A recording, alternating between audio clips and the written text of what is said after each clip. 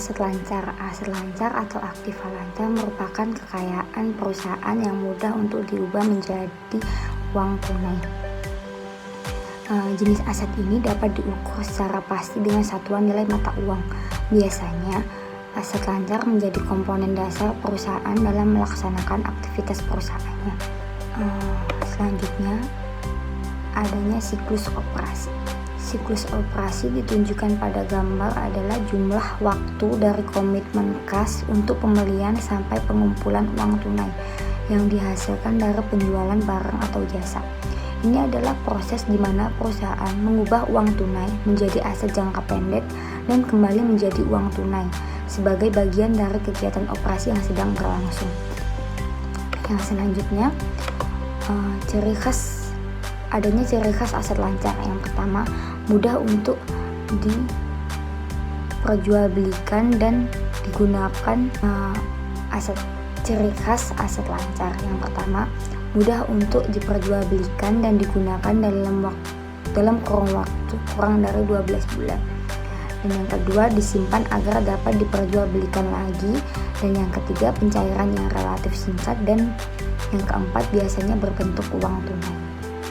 Contoh aset lancar. Yang pertama, kas. Kas merupakan aset paling liquid, termasuk mata uang yang tersedia dan dana yang disimpan. Kas biasanya digunakan dalam operasional perusahaan. Dan yang selanjutnya ada setara kas. Setara kas merupakan investasi jangka pendek yang sangat liquid yang dapat segera dikonversi menjadi uang tunai dan sangat dekat dengan jatuh tempo, sehingga memiliki resiko perubahan harga yang minimal karena pergerakan suku bunga. Salah satu contoh setara kas adalah tagihan treasury jangka pendek, surat berharga, dan dana pasar uang. Yang selanjutnya, piutang. Piutang merupakan jumlah terutang kepada perusahaan yang timbul dari penjualan produk atau jasa atau dari uang muka kepada perusahaan lain. Kenapa sih piutang kok bisa diklasifikasikan sebagai aset lancar? Karena diharapkan akan tertagih dalam 1 tahun atau 1 siklus operasi, mana yang lebih lama. Jadi berharap perusahaan lain bisa membayar utang kepada kita gitu. Nah, penilaian piutang. Penilaian piutang merupakan ketika perusahaan tidak menagih atau tidak tertagih semua piutangnya, perusahaan melaporkan piutang pada nilai realisasi bersih. Jadi jumlah total piutang dikurangi penyisihan piutang tak tertagih. Nah, piutang tak tertagih dihapuskan terhadap penyisihan. Sering dilaporkan sebagai pengurangan piutang di neraca dan kerugian yang diharapkan termasuk dalam beban operasional. Jadi penilaian kami atas kualitas laba sering dipengaruhi oleh analisis piutang dan kolektibilitasnya. Analisis harus waspada terhadap perubahan dalam akun penyisihan, yaitu relatif terhadap penjualan, piutang, dan kondisi industri dan pasar. Menganalisis piutang. Kenapa sih harus perlu dianalisis? Jadi analis harus mengenali kemungkinan kesalahan dalam penilaian untuk penagihan akhir.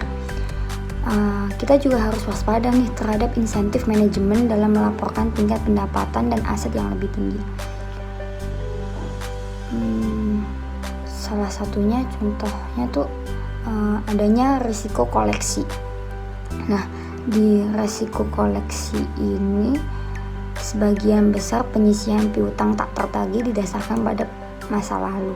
Nah, resiko pengumpulan untuk piutang biasanya tidak dimasukkan dalam laporan keuangan. Nah, informasi yang berguna harus diperoleh dari sumber lain atau dari perusahaan. Kita mempunyai alat analisis untuk menyelidiki kolektibilitas. Salah satunya adalah membandingkan piutang pesaing sebagai persentase penjualan dengan piutang perusahaan yang dianalisis. Nah, yang kedua, memeriksa konsentrasi pelanggan. Resiko meningkat ketika piutang terkonsentrasi pada satu atau beberapa pelanggan. Nah, yang ketiga, menghitung dan menyelidiki tren rata-rata periode penagihan piutang dibandingkan dengan persyaratan kredit biasanya untuk industri. Selanjutnya, menentukan porsi piutang yang merupakan pembaruan dari piutang sebelumnya atau wesel lagi. Nah, yang selanjutnya adanya keaslian piutang. Piutang dalam laporan keuangan atau wesel biasanya tidak cukup untuk memberikan petunjuk yang dapat diandalkan. Apakah piutang itu asli, jatuh tempo, dan dapat dilaksanakan. Yang selanjutnya, sekuritisasi piutang, yaitu pengonversian sekelompok piutang dan dengan jenis yang sama, biasanya kredit, menjadi surat berharga yang dapat diperdagangkan. Bisa meliputi piutang pokok dan bunga. Kredit yang disekuritisasikan biasanya ialah kredit yang berkualitas tinggi yang dilakukan untuk meningkatkan pendapatan dan menurunkan tingkat risiko kredit. Dengan konversi kredit dan piutang, bank dapat meningkatkan rasio modal dan menerbitkan kredit-kredit yang baru. Surat berharga yang akan dijual oleh bank kepada investor dijamin oleh aset yang akan dikonversikan sehingga sering disebut dengan sekuritas terdukung atau aset. Yang selanjutnya biaya dibayar di muka, yaitu uang muka untuk jasa atau barang yang belum diterima. Contohnya seperti pembayaran di muka untuk sewa, asuransi, utilitas, dan pajak properti. Biaya dibayar di muka biasanya diklasifikasikan dalam aset lancar karena mencerminkan jasa yang telah jatuh tempo yang akan membutuhkan penggunaan aset lancar. Jadi kenapa sih biaya dibayar di muka merupakan aset lancar? Karena pembayaran dilakukan di awal oleh perusahaan sehingga tidak membebani perusahaan di akhir periode. Jadi kewajiban yang telah dibayar di awal membantu perusahaan untuk tetap menjalankan aktivitas ekonominya tanpa membebani kas berjalan perusahaan. Selanjutnya kita akan memasuki materi persediaan, teman-teman. Jadi di sini persediaan adalah barang-barang yang dimiliki untuk dijual sebagai bagian dari operasi bisnis perusahaan. Selain itu, persediaan ada memiliki 3 metode arus biaya ya. Yang pertama yang pasti kalian sudah tahu yaitu FIFO, LIFO, sama rata-rata. Tapi kan karena kita akan membahas analisis persediaan, jadi kita langsung masuk ke analisis persediaan. Yang pertama yaitu analisis persediaan, efek biaya persediaan pada profitabilitas. Jadi seperti yang ada di buku, seperti yang disoroti di contoh-contoh di atas, bahwa laba kotor dapat dipengaruhi oleh pilihan perusahaan atas metode penetapan biaya persediaannya. Misal pada periode kenaikan harga, FIFO menghasilkan laba kotor yang lebih tinggi daripada LIFO karena biaya persediaan yang lebih rendah dicocokkan dengan pendapatan penjualan pada harga pasar. Kemudian ada yang kedua yaitu efek biaya persediaan pada neraca. Sudah dijelaskan di buku juga. Misal kita ambil contoh dalam periode kenaikan harga dan dengan asumsi bahwa perusahaan sebelumnya tidak melikuidasi lapisan persediaan yang lebih lama, FIFO melakukan persediaan akhir dengan harga yang bisa jauh lebih rendah daripada biaya penggantian. Akibatnya neraca untuk perusahaan LIFO tidak secara akurat mewakili investasi saat ini yang dimiliki perusahaan dalam persediaannya. Kemudian yang ketiga yaitu efek persediaan biaya pada arus kas. Peningkatan laba kotor di bawah LIFO juga menghasilkan pendapatan sebelum pajak yang lebih tinggi dan akibatnya kewajiban pajak yang lebih tinggi. Dalam periode kenaikan harga, perusahaan dapat terjebak dalam tekanan arus kas karena mereka membayar pajak yang lebih tinggi dan harus mengganti persediaan yang dijual dengan biaya penggantian yang lebih tinggi daripada biaya pembelian awal. Salah satu alasan sering dikutip untuk penerapan LIFO adalah pengurangan kewajiban pajak pada periode kenaikan harga. Kemudian kita lanjut membahas mengenai inventory costing untuk perusahaan manufaktur dan pengaruh peningkatan produksi. Kita yang pertama yaitu kegiatan biaya persediaan perusahaan manufaktur. Yang pertama ada bahan baku. Jadi bahan baku itu biaya bahan dasar yang digunakan untuk memproduksi suatu produk. Kemudian ada tenaga kerja, biaya tenaga kerja langsung yang dibutuhkan untuk mengubah produk menjadi keadaan jadi. Kemudian ada overhead, biaya tidak langsung yang dikeluarkan dalam proses manufaktur seperti depresiasi, peralatan manufaktur, upah pengawasan, dan utilitas. Selanjutnya ada penilaian terkait investor costing ini yang secara umum yaitu lebih rendah dari biaya atau pasar. Yang dimaksud di sini yaitu prinsip penilaian persediaan yang diterima secara umum kan menilai pada lebih rendah dari biaya pasar. Frasa sederhana ini menutupi kompleksitas dan berbagai alternatif yang menjadi subjeknya. Pasar didefinisikan sebagai biaya penggantian saat ini melalui pembelian atau reproduksi.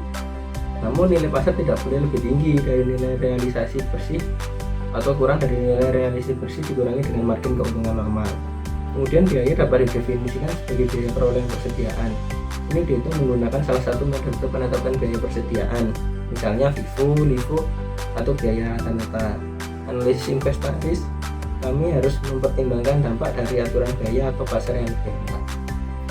Oke, selanjutnya kita masuk ke long term asset atau aset jangka panjang. Aset jangka panjang sendiri bisa didefinisikan sebagai sumber daya yang digunakan untuk menghasilkan pendapatan operasi. Jenis aset jangka panjang yang paling umum yaitu seperti aset tetap berwujud seperti properti, pabrik, dan peralatan. Kemudian aset jangka panjang termasuk aset tidak berwujud seperti paten, merek dagang, hak cipta, dan niat baik. Kemudian kita langsung membahas tentang tentang akuntansi untuk aset jangka panjang. Di sini ada 3, yaitu ada kapitalisasi, alokasi, dan penurunan nilai. Kapitalisasi adalah proses menangguhkan biaya yang terjadi pada periode berjalan, tapi manfaatnya diharapkan dapat diperpanjang hingga 1 atau lebih pengeluaran periode mendatang. Kemudian ada kapitalisasi. Kemudian ada alokasi, adalah proses pengeluaran biaya yang ditangguhkan secara berkala untuk satu atau lebih periode manfaat yang diharapkan di masa depan. Kemudian ada proses penurunan nilai, yaitu proses mencatat nilai buku aset ketika arus kas yang diharapkan tidak lagi cukup untuk memulihkan sisa biaya yang dibolehkan raja. Kita bahas tentang kapitalisasi dulu ya. Jadi aset jangka panjang ini diciptakan melalui proses kapitalisasi. Kapitalisasi berarti menempatkan aset di raja daripada langsung membebankan biaya dalam laporan laba rugi. Kemudian ada alokasi. Jadi alokasi dijelaskan, alokasi biaya disebut depresiasi ketika diterapkan pada aset tetap berwujud, amortisasi ketika diterapkan pada aset tidak berwujud, dan penipisan bila diterapkan pada sumber daya alam. Masing-masing mengacu pada alokasi biaya. 3 faktor menentukan jumlah alokasi biaya yaitu manfaat, nilai sisa, dan metode alokasi. Kemudian ada penurunan nilai ketika arus kas yang diharapkan atau tidak diskonto lebih kecil dari nilai tercatat atau aset tersebut dianggap telah diturunkan nilainya dan diturunkan nilai pasar wajarnya. Efeknya adalah mengurangi jumlah tercatat aset dan neraca dan mengurangi profitabilitas dengan jumlah yang sama. Nilai wajar aset kemudian menjadi biaya baru dan disusutkan selama sisa umur manfaatnya. Kemudian ada tentang efek dari kapitalisasi ya. Yang pertama yaitu terhadap pendapatan. Efeknya yaitu menunda pengakuan beban pada laporan laba rugi. Kemudian kedua, kapitalisasi menghasilkan rangkaian pendapatan yang lebih halus. Ada yang kedua yaitu efek terhadap pengembalian investasi, di mana ini kapitalisasi menurunkan volatilitas dalam ukuran pendapatan dan juga rasio pengembangan investasi. Terus efek yang ketiga yaitu terhadap rasio solvabilitas.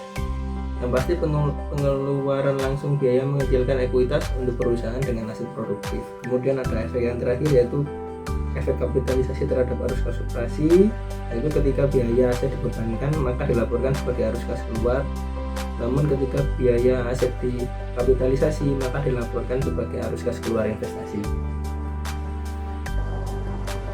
Baik, selanjutnya saya akan menjelaskan mengenai aset tanaman dan sumber daya alam. Jadi terdapat beberapa contoh aset tanaman dan sumber daya alam seperti perumahan, tanaman, peralatan atau aset pabrik, yang dimana ketiga aset tersebut adalah aset berwujud tidak lancar yang digunakan dalam proses manufaktur, perdagangan atau jasa untuk menghasilkan pendapatan dan arus kas bagi lebih dari satu periode. Nah, tujuan adanya aset ini dimaksudkan untuk digunakan dalam aktivitas operasi dan tidak diperoleh untuk dijual dalam kegiatan usaha biasa.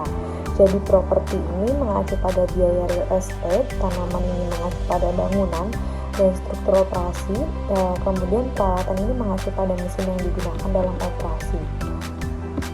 Selanjutnya adalah menilai properti, pabrik, dan peralatan. Jadi ketika menilai properti, pabrik, dan peralatan ini menggunakan prinsip biaya historis, Apa sih biaya historis ini? Nah, biaya historis ini menyiratkan bahwa perusahaan pada awalnya mencatat aset sebesar biaya pembeliannya. Biaya ini tuh mencakup setiap pengeluaran yang diperlukan untuk membawa aset ke kondisi dan lokasi yang dapat digunakan atau diservis seperti pengiriman, pemasangan, dan pajak. Selanjutnya adalah menilai sumber daya alam. Nah, sumber daya alam ini tuh disebut juga membuang-buang aset pada perusahaan. Kenapa disebut seperti itu? Karena merupakan hak untuk mengambil atau mengkonsumsi sumber daya alam. Jadi contohnya adalah hak membeli mineral, kayu, gas alam, dan minyak bumi. Nah, perusahaan ini melaporkan sumber daya alam dengan biaya historis ditambah dengan biaya penemuan, eksplorasi, dan pengembangan. Juga sering ada biaya besar setelah penemuan sumber daya alam yang dikapitalisasi pada neraca dan dibebankan hanya ketika sumber daya ini kemudian dihapus, dikonsumsi, atau dijual. Selanjutnya adalah penyusutan dan tingkat penyusutan. Jadi penyusutan adalah alokasi biaya perolehan pabrik dan peralatan atau tanah tidak disusutkan selama masa manfaatnya. Nah, tingkat penyusutan ini tuh tergantung pada dua faktor, yaitu masa manfaat dan metode alokasi. Yang pertama itu adalah masa manfaat. Jadi asumsi mengenai masa manfaat ini adalah aset didasarkan pada kondisi ekonomi, studi teknik, pengalaman, dan informasi tentang properti fisik dan produktif aset. Nah, kerusakan fisik itu merupakan faktor yang penting yang membatasi masa manfaat, dan hampir semua aset ini tuh tunduk pada kerusakan fisik tersebut gitu. Jadi frekuensi dan kualitas pemeliharaan ini berpengaruh pada kerusakan fisik gitu. Nah, pemeliharaan ini dapat memperpanjang masa manfaat, tetapi tidak dapat memperpanjangnya tanpa batas. Selanjutnya adalah metode alokasi. Jadi metode alokasi ini terdapat dua kelas metode yang paling umum. Yang pertama ini adalah metode garis lurus, dan yang kedua ini adalah dipercepat. Untuk yang pertama yaitu metode garis lurus. Jadi metode penyusutan garis lurus ini mengalokasikan biaya perolehan suatu aset selama masa manfaatnya atas dasar beban periodik yang sama gitu. Contohnya, penyusutan aset senilai $110.000 dengan masa manfaat 10 tahun dan nilai sisa $10.000. Nah, masing-masing dari 10 tahun ini dibebankan dengan 1/10 dari biaya aset dikurangi nilai sisa, dihitung sebagai $110.000 dikurang $10.000 dibagi 10 tahun. Nah, contohnya seperti pada gambar ini. Jadi biasanya perusahaan itu menggunakan metode garis lurus karena perusahaan ini mengasumsikan bahwa kerusakan fisik terjadi secara seragam dari waktu ke waktu. Nah, asumsi ini mungkin lebih valid untuk struktur tetap seperti bangunan daripada untuk mesin, di mana pemanfaatan ini merupakan faktor yang lebih penting. Selanjutnya adalah metode dipercepat. Jadi metode penyusutan yang dipercepat ini mengalokasikan biaya aset ke masa manfaatnya dengan cara yang menurun. Dua metode penyusutan dipercepat yang paling umum adalah saldo menurun dan jumlah biji tahun. Nah, untuk saldo menurun ini menerapkan tingkat konstan pada saldo aset yang menurun atau nilai tercatat. Kemudian untuk metode jumlah angka tahun ini menerapkan fraksi yang menurun pada biaya aset dikurangi nilai sisa. Selanjutnya adalah penipisan. Nah, penipisan ini adalah alokasi biaya sumber daya alam atas dasar tingkat ekstraksi atau produksi. Perbedaan antara depresiasi dan depresi adalah bahwa depresiasi ini biasanya merupakan alokasi biaya aset produktif dari waktu ke waktu, sedangkan depresi ini adalah alokasi biaya berdasarkan unit eksploitasi sumber daya alam seperti batu bara, minyak, mineral atau kayu, dan lain sebagainya. Selanjutnya itu depresi tergantung pada produksi. Jadi lebih banyak produksi menghasilkan lebih banyak depresi gitu. Sebagai ilustrasi, jika deposit biji ini berharga $5 juta dan mengandung sekitar 10 juta ton yang dapat diperoleh kembali. Nah, jadi tingkat depresi per ton biji yang ditambang adalah $0,50 gitu. Jadi produksi dan penjualan 10.000 ton ini menghasilkan biaya depresi sebesar $50.000 dan saldo bersih dalam akun aset pada akhir tahun ini sebesar 4,95 juta. Selanjutnya adalah penurunan. Jadi ketika nilai wajar dari aset jatuh di bawah nilai tercatat yang disebutkan di neraca, nilai tercatatnya ini di neraca diturunkan ke nilai wajarnya, maka penghapusan atau penurunan nilai aset jangka panjang seperti itu disebut penurunan nilai. Selanjutnya adalah tantangan. Jadi tantangan lain yang muncul untuk analisis perbedaan dalam metode alokasi yang digunakan untuk pelaporan keuangan dan untuk tujuan pajak gitu. 3 kemungkinan umum dalam tantangan ini adalah yang pertama, penggunaan garis lurus untuk tujuan pelaporan keuangan dan pajak. Yang kedua, penggunaan garis lurus untuk pelaporan keuangan dan metode percepatan pajak. Nah, dalam kemungkinan yang kedua ini, efek pajak yang menguntungkan yang dihasilkan dari depresiasi pajak yang lebih tinggi diimbangi dalam laporan keuangan dengan alokasi pajak antar periode yang menghasilkan penggunaan dana yang bebas biaya.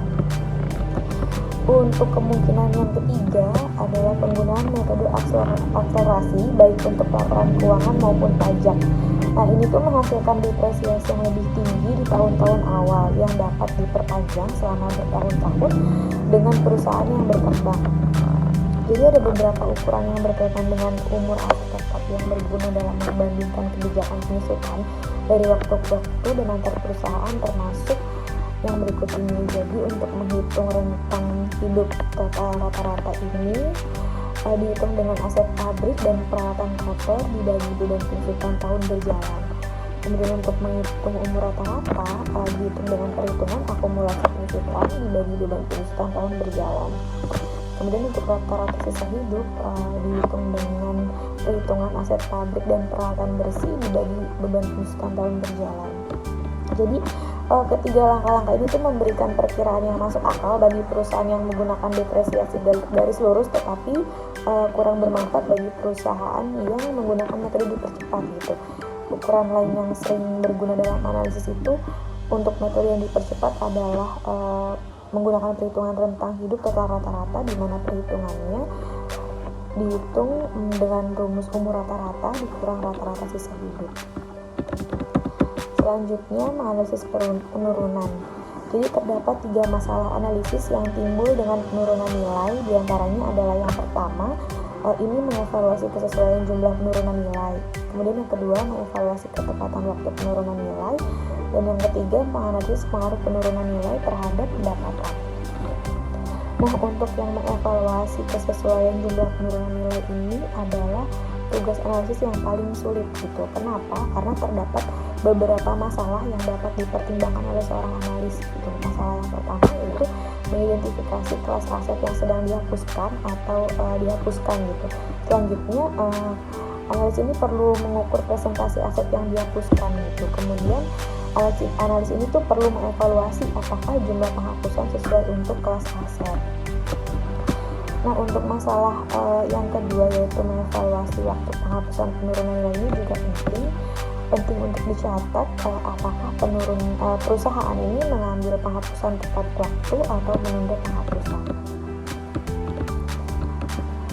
Selanjutnya adalah asset revaluation under IFRS. Jadi dari asset revaluation under IFRS ini yang pertama adalah model revaluasi. Nah, model revaluasi ini memungkinkan perusahaan untuk menilai kembali aset secara berkala dan melaporkannya pada nilai wajar, bahkan jika jumlah yang direvaluasi ini lebih tinggi dari nilai aset yang diturunkan. Jadi model revaluasi berkala ini akan terjadi melalui penciptaan surplus revaluasi. Nah, surplus revaluasi ini adalah jumlah nilai tercatat aset di neraca melebihi biaya historisnya. Lalu penyusutan akan diakui penyusutan ini akan diakui atas aset yang mengadopsi model revaluasi. Namun, hanya biaya penyusutan yang berkaitan dengan biaya historis aset yang akan dimasukkan ke dalam laba bersih periode tersebut gitu. Jadi penyusutan yang menyangkut nilai di atas biaya perolehan akan langsung dikurangkan dari surplus revaluasi. Baik, selanjutnya saya akan melanjutkan mengenai aset tidak bertanggung jawab atau bisa disebut aset tidak berwujud. Nah, aset tidak berwujud ini adalah hak atau hak istimewa dan manfaat kepemilikan atau kendali. Dua karakteristik umum dari tidak terwujud adalah ketidakpastian yang tinggi dari manfaat masa depan dan kurangnya keberadaan fisik. Contohnya jenis penting dari aset tidak berwujud ditunjukkan pada aset yang pertama, tidak dapat dipisahkan dari perusahaan atau segmennya. Yang kedua, memiliki masa manfaat yang tidak terbatas. Dan yang ketiga, mengalami perubahan penilaian yang besar berdasarkan keadaan persaingan. Nah, biaya historis ini aturan penilaian untuk dibeli atau tidak berwujud. Namun ada perbedaan penting antara akuntansi untuk aset berwujud dan tidak berwujud. Artinya, jika sebuah perusahaan menggunakan bahan dan tenaga kerja dalam membangun aset berwujud, ia mengkapitalisasi biaya-biaya ini dan mendepresiasi selama masa manfaatnya. Sebaliknya, jika perusahaan menghabiskan uang untuk mengiklankan produk atau melatih tenaga penjualan, menciptakan dihasilkan secara internal atau tidak berwujud, atau biasanya tidak dapat mengkapitalisasi biaya ini bahkan ketika manfaat untuk periode masa depan mungkin terjadi. Hanya barang tak berwujud yang dibeli yang dicatat di neraca. Perlakuan akuntansi ini disebabkan oleh konservatisme atau mungkin dari meningkatnya ketidakpastian dalam mewujudkan manfaat tidak berwujud seperti iklan dan pelatihan dibandingkan dengan manfaat aset berwujud seperti bangunan dan peralatan. Untuk selanjutnya, kategori aset tak berwujud yang dipilih ada 6. Yang pertama adalah niat baik, yang kedua paten, hak cipta, nama dagang dan merek dagang. Yang ketiga ada sewa dan peringatan sewa. Yang keempat, hak eksplorasi dan biaya pengembangan sumber daya alam. Yang kelima ada formula, proses, teknologi dan desain khusus. Yang keenam ada lisensi, waralaba, keanggotaan dan daftar pelanggan. Untuk selanjutnya yaitu akuntansi untuk barang tidak berwujud. Di sini ada intangible yang dapat diidentifikasi, yaitu benda tak berwujud yang dapat diidentifikasi adalah aset tidak berwujud yang diidentifikasi secara terpisah dan dikaitkan dengan hak atau keistimewaan tertentu yang memiliki masa manfaat terbatas. Kandidatnya adalah paten, merek dagang, hak cipta, dan waralaba. Perusahaan mencatatnya sebesar biaya perolehan dan mengamortisasi selama masa manfaatnya. Penghapusan atas biaya seluruh biaya tak berwujud yang dapat diidentifikasi pada saat akuisisi dilarang. Yang kedua, dalam akuntansi barang tak berwujud ini ada intangible yang tidak dapat diidentifikasi. Hal ini adalah aset yang dikembangkan secara internal atau dibeli tetapi tidak dapat diidentifikasi dan seringkali memiliki masa manfaat yang tidak terbatas. Contohnya adalah niat baik. Dan ketika suatu perusahaan mengakuisisi perusahaan atau segmen lain, ia perlu mengalokasikan jumlah yang dibayarkan ke semua aset yang dapat diidentifikasi, termasuk aset tidak berwujud yang dapat diidentifikasi dan kewajiban sesuai dengan nilai pasar wajarnya. Untuk selanjutnya ada amortisasi barang tidak berwujud, teman-teman. Jadi ketika biaya dikapitalisasi untuk aset berwujud dan tidak berwujud yang dapat diidentifikasi, maka biaya tersebut harus diamortisasi selanjutnya selama masa manfaat aset tersebut. Lamanya masa manfaat tergantung pada jenis tidak berwujud, kondisi permintaan, keadaan persaingan, dan batasan hukum atau kontrak maupun berwujud maupun kontrak peraturan dan ekonomi yang lainnya. Misalnya, paten adalah hak eksklusif yang diberikan oleh pemerintah kepada penemu untuk jangka waktu tertentu. Demikian pula hak cipta dan merek dagang menyampaikan hak eksklusif untuk periode tertentu. Nah, leasehold dan peningkatan leasehold adalah manfaat dari hunian yang ditentukan secara kontrak atau leasing. Juga jika nilai material tidak berwujud menurun atau menerapkan uji pemulihan, itu ditulis seperti yang dibahas pada bab 5 sebelumnya. Yang selanjutnya adalah menganalisis intangible, teman-teman. Jadi analisis sering diperlakukan tidak berwujud dengan kecurigaan ketika menganalisis laporan keuangan. Banyak analisis mengasosiasikan hal tidak berwujud dengan banyak resiko. Oleh hal itu, banyak orang mendorong kehati-hatian dan pemahaman saat mengevaluasi aset tak berwujud. Tak wujud ini seringkali merupakan salah satu aset yang lebih berharga yang dimiliki perusahaan dan mereka dapat salah menilai secara serius. Untuk selanjutnya ada intangible dan kontingensi yang tidak tercatat. Jadi terkait diskusi kita tentang aset tidak lengkap tanpa membahas aset tidak berwujud dan aset kontingensi yang tidak dicatat dalam neraca, salah satu aset penting dalam kategori ini merupakan niat baik yang dihasilkan secara internal. Nah, dalam praktiknya pengeluaran untuk menciptakan goodwill dibebankan pada saat terjadinya kekuatan pendapatan yang unggul. Pendapatan perusahaan saat ini dikecilkan karena biaya yang terkait dengan mengembangkan goodwill. Demikian pula asetnya yang gagal untuk mencerminkan kekuatan penghasilan di masa depan ini harus mengenali kasus-kasus dan juga menyesuaikan aset pendapatan yang sesuai. Nah, untuk subbab selanjutnya adalah terkait perlakuan akuntansi. Jadi IFRS memungkinkan aset untuk ditulis dalam dua keadaan yang terpisah. Yang pertama yaitu sebuah perusahaan diperbolehkan untuk menilai kembali aset mereka di atas biaya historis yang disudutkan melalui penciptaan surplus revaluasi. Nah, untuk yang kedua yaitu perusahaan diperbolehkan untuk mengembalikan penurunan nilai sebelumnya selama nilai yang ditulis tidak melebihi biaya historis yang disudutkan. Untuk sementara, kedua ketentuan ini memungkinkan revaluasi aset ke atas. Mereka berbeda dalam rinciannya dan karena itu kami akan memeriksanya secara terpisah. Selanjutnya pembalikan penurunan sebelumnya. Jadi berdasarkan IFRS penurunan nilai sebelumnya dapat dibalik baik untuk aset berwujud maupun tidak berwujud. Jika nilai aset yang mengalami penurunan nilai selanjutnya meningkat, pembalikan ini dapat terjadi karena berbagai alasan. Yang pertama yaitu pasar dapat membalikan penurunan nilai aset sebelumnya. Misalnya, nilai real estate dapat pulih setelah penurunan singkat. Yang kedua, kondisi bisnis yang merugikan yang mengganggu nilai pakai suatu aset dapat membaik di kemudian hari. Yang ketiga, perusahaan dapat menemukan penggunaan alternatif untuk suatu aset sehingga meningkatkan nilai pakainya. Nah, jika perusahaan menentukan bahwa nilai wajar aset yang mengalami penurunan nilai telah meningkat kemudian, maka perusahaan dapat membalikan penurunan nilai sebelumnya. Perhatikan bahwa aset yang direvaluasi tidak dapat melebihi biaya historis yang disusutkan ketika membalikan penurunan nilai sebelumnya. Untuk selanjutnya yaitu model revaluasi. Jadi dalam model revaluasi IFRS mengizinkan perusahaan untuk mencatat nilai tercatat aset jangka panjang bahkan di atas biaya historisnya yang disusutkan. Untuk ini perusahaan harus mengadopsi model revaluasi untuk seluruh kelas aset yang menjadi milik aset tertentu. Di bawah model revaluasi, perusahaan perlu mengestimasi nilai wajar dari semua aset di kelas yang diadopsi secara periodik dan terus-menerus menulis dan menurunkan nilai aset yang mencerminkan nilai wajar saat ini. Untuk model revaluasi menyeratkan bahwa aset akan selalu dilaporkan pada nilai wajar di neraca.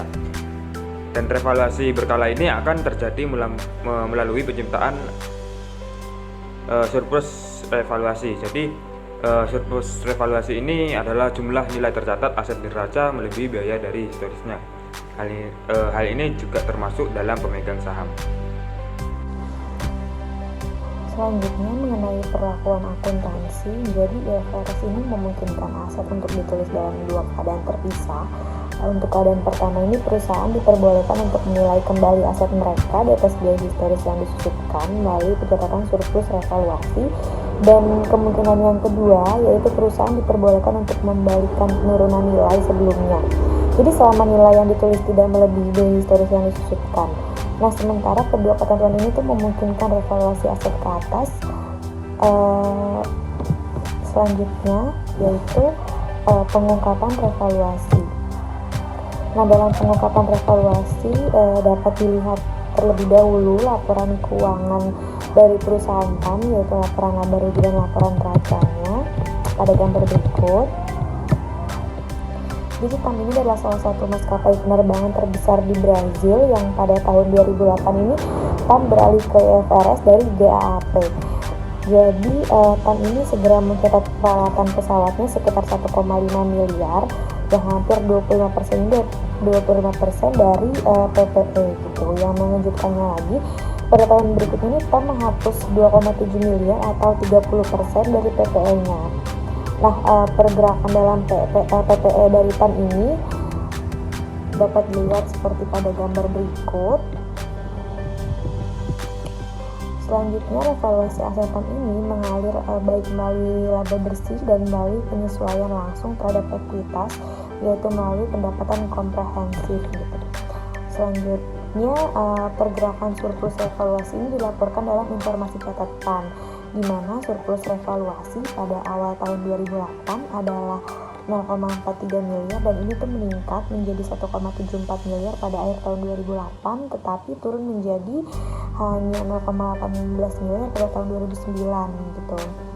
Jadi pengaruh revaluasi aset terhadap ekuitas pemegang saham ini tuh sangat berpengaruh pada TAM, di mana pada tahun 2008 aset atau ekuitas TAM ini meningkat lebih dari 1,7 miliar melalui revaluasi aset